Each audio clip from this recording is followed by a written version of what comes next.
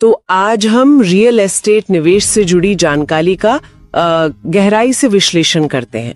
हमारे पास जो स्रोत है वो ये बताते हैं कि कम बजट में निवेश कैसे शुरू किया जा सकता है और पहली प्रॉपर्टी खरीदते समय किन आम चूकों से बचना चाहिए, और हाँ, रियल एस्टेट से पैसिव इनकम मतलब लगातार आमदनी कैसे बन सकती है।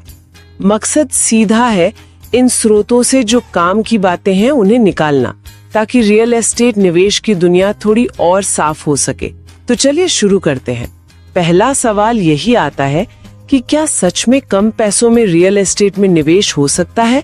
क्या कहते हैं स्रोत? हाँ, जानकारी तो यही कहती है कि मुमकिन है।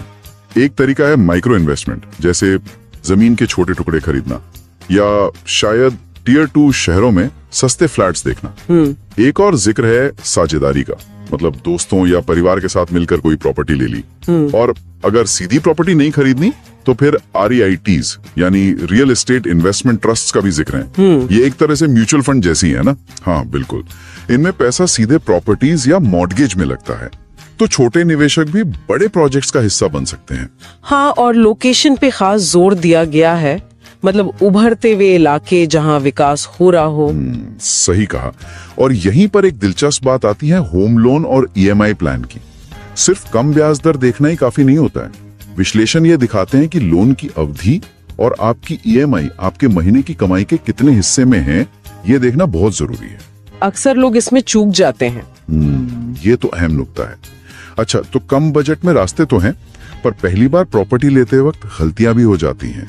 स्रोत किन आम गलतियों से बचने को कहते हैं? देखिए, सबसे पहली और शायद सबसे जरूरी बात जो हर जगह दिख रही है वो है डॉक्यूमेंटेशन की बारीकी से जांच। मतलब रेरा सर्टिफिकेट है या नहीं। हाँ, वो पारदर्शिता के लिए जरूरी है। बिल्कुल।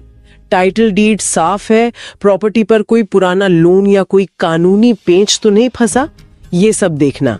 इसमें लापरवाही बहुत भारी पड़ सकती है। दूसरी बड़ी गलती बताई गई है बजट से ज्यादा चले जाना, खासकर लोन लेते वक्त। हाँ, ये बहुत आम है। लोग सोचते हैं थोड़ा और ले लें, पर बाद में मुश्किल होती है। और हाँ, अधूरी रिसर्च, सिर्फ लोकेशन देख ली ये काफी नहीं। एक स्रोत खास तौर पर कहता है कि इलाके का भविष्य देखो, कनेक्टिविटी कैसी है, आसपास सुविधाएं क्या हैं। सही। और बिल्डर या बेचने वाले की साख भी परखनी चाहिए, वो भरोसेमंद है या नहीं। अगर बड़ी तस्वीर देखें तो लगभग सभी स्रोत एक बात पे सहमत हैं, जल्दबाजी में फैसला मत लो। अच्छा। हाँ, बाजार को समझो, कभी कभी थोड़ा इंतजार करने से बेहतर सौदा मिल सकता है। ये एक सोची समझी निवेश योजना होनी चाहिए, सिर्फ खरीदना नहीं। ठीक है, तो गलतियों से बचकर प्रॉपर्टी ले ली।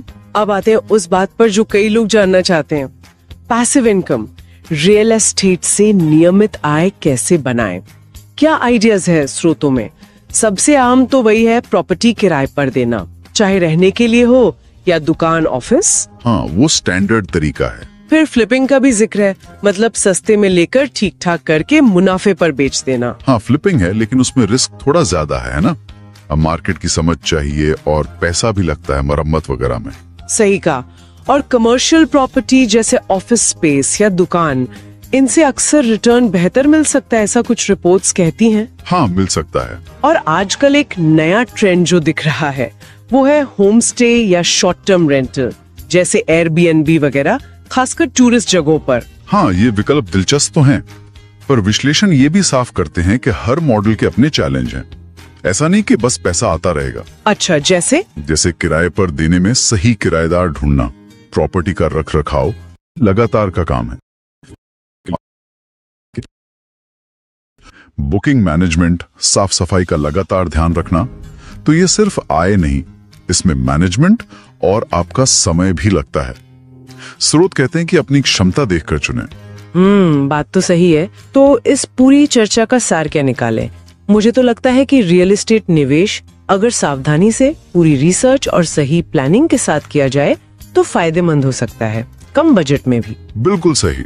निचोड़ यही है, सावधानी से जांच पड़ताल, बजट का अनुशासन और एक लंबी अवधि की सोच। ये सिर्फ एक प्रॉपर्टी खरीदना नहीं है, ये असल में संपत्ति बनाने की एक प्रक्रिया है। इसमें धैर्य चाहिए। और जाते जाते एक सवाल मन में आता है, आज हमने वर्तमान रणनीतियों पे बात की जो स्रोतों में है, लेकिन भविष्य का क्या? जिस तेजी से टेक्नोलॉजी बदल रही है, ब्लॉकचेन, एआई, वर्चुअल रियलिटी, क्या रियल एस्टेट निवेश के ये पारंपरिक तरीके हमेशा ऐसे ही रहेंगे या टेक्नोलॉजी इसमें कोई बड़ा अप्रत्याशित बदलाव लाने वाली है? ये सोचने वाली बात है।